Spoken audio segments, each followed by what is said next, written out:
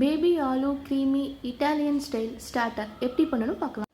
நான் baby ஆலுவை boil பண்ணி feel பண்ணி வச்சுருக்கேன். 3 to 4 விசில் போதும், ரொம்ப குழக்குழன்னு ஆகக்கூடாது. இப்போ அடுப்பில் கடாய் வச்சு கடாய் நல்லா சூடானோன்னே 1 டேபிள் ஸ்பூன் பட்டர் ஆட் பண்ணலாம். 1 ஸ்பூன் பட்டர் போதும். இப்போ இந்த பட்டரில் நம்ம பேபி ஆலுவை ஃப்ரை பண்ண போகிறோம். பட்டர் நல்லா சூடாகட்டும். இப்போ பட்டர் நல்லா சூடாயிடுச்சு.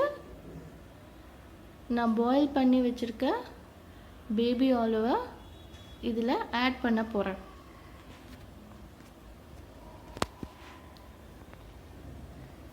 இப்போ இந்த பட்டரில் இந்த பேபி ஆலு நல்லா ஃப்ரை ஆகணும். சிம்மில் வச்சுட்டு பண்ணுங்கள். நல்லா மிக்ஸ் பண்ணிக்கோங்க. இந்த 1 ஸ்பூன் பட்டரில் இந்த பேபி ஆலு நல்லா ஃப்ரை ஆகணும். ஆல்ரெடி குக் ஆகிடுச்சு, நம்மளுக்கு கொஞ்சம் ஃப்ரை ஆனால் போதும். இப்போது 1/4 ஸ்பூன் சால்ட் ஆட் பண்ணலாம். ஆல்ரெடி பட்டரில் கொஞ்சம் சால்ட் ஃப்ளேவர் இருக்கும், ஸோ இவ்வளோ சால்ட் ஆட் பண்ணால் போதும். இல்லை இன்னும் கொஞ்சம் சால்ட்டியாக வேணும் அப்படின்னா நீங்கள் 1/2 ஸ்பூன் போட்டுக்கோங்க. இது ரொம்பவே ஈஸியான ஒரு ஸ்டார்டர். நீங்கள் ஆலுவை மட்டும் பாயில் பண்ணி வச்சா போதும், 5 மினிட்ஸில் ரெடி பண்ணிடலாம். இப்போது இந்த பக்கம் ஒரு கப்பில் நான் மயோனைஸ் போட்டிருக்கேன். அது கூட டொமேட்டோ கெச்சப் 1 ஸ்பூன், அப்புறம் காஷ்மீரி சில்லி 1 ஸ்பூன்.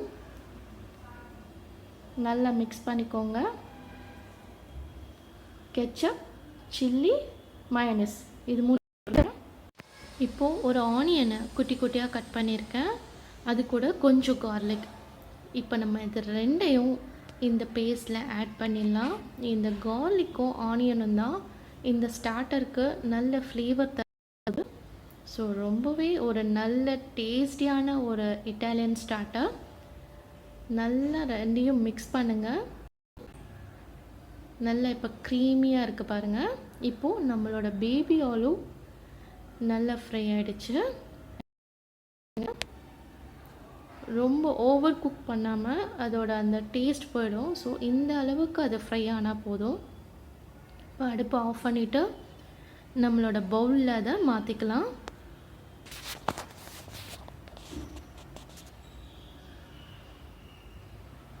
நல்லா மிக்ஸ் பண்ணிவிடுங்க. நம்மளோட Italian style creamy baby aloo starter ready ஆகிடுச்சு. உங்களுக்கு பிடிச்சிருந்தா சப்ஸ்கிரைப் பண்ணுங்கள், லைக் பண்ணுங்கள், ஷேர் பண்ணுங்கள். தேங்க்யூ.